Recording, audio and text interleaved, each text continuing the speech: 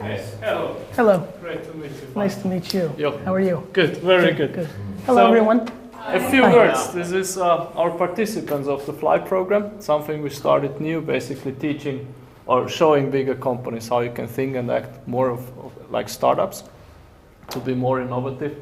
So, always something you can certainly talk about. So we were thinking if you can talk maybe a little bit about entrepreneurship or what could be motivating. Sure.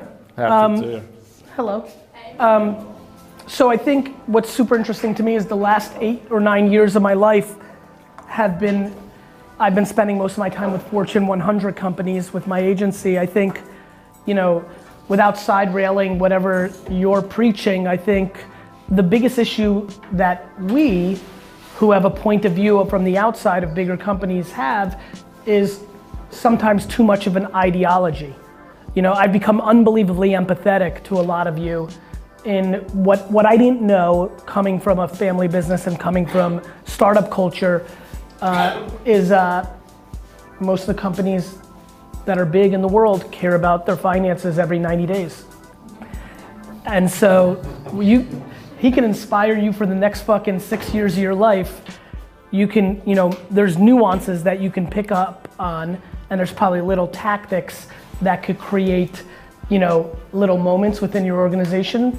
But I'm no longer delusional about this, and I have no interest in pandering to an ideology. I think all of you know the issue at hand, which is your organization's lack of appetite for the investment that's required to make meaningful change during a major macro consumer and economic shift of the growth of the internet.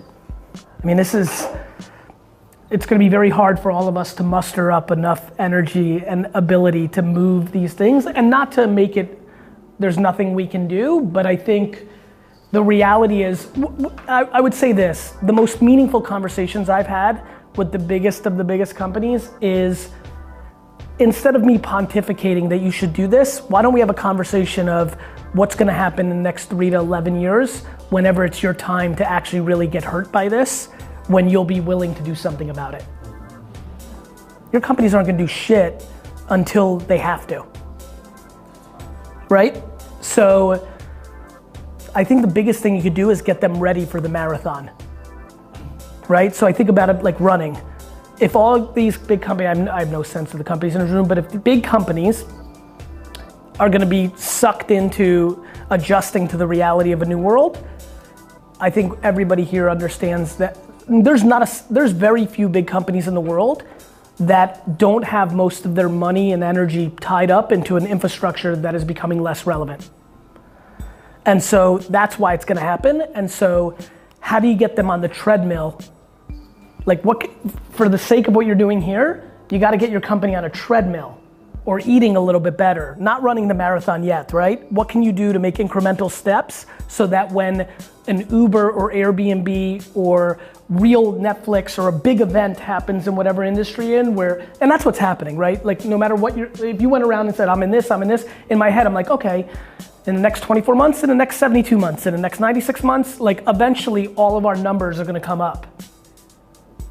Like network television across the globe is dead because now we have OTT. And whether it's Netflix or something in Asia or something, you know, Amazon, it's over.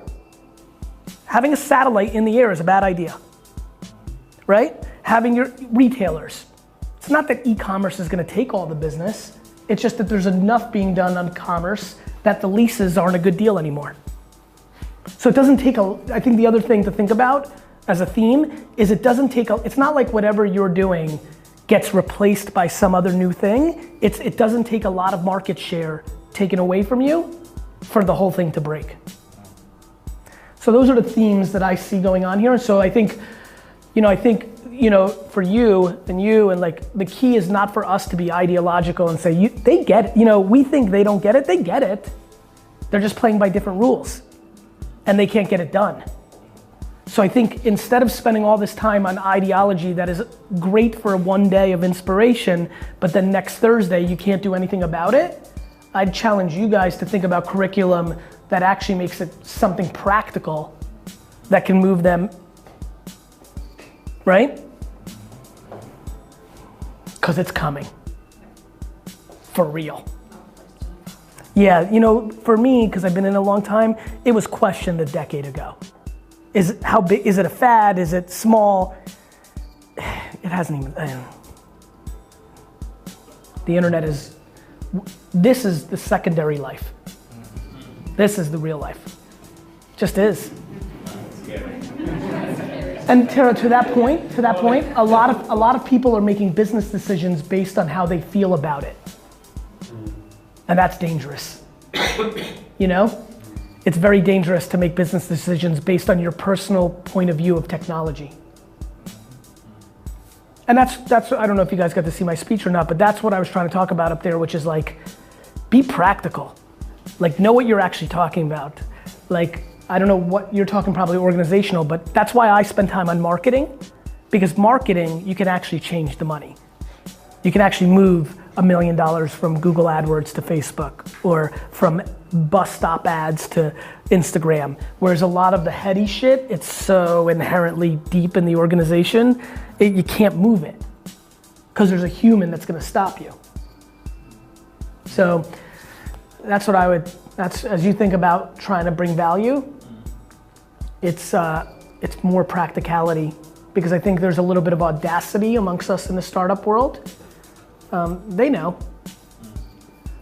They just can't do anything about it. That's something we talk quite a lot about, actually. Like, can we do something about it, and what can we do? And I think what to demonstrate is the small steps. Like something I talked at the beginning about. It's like, I think HR is a very interesting place.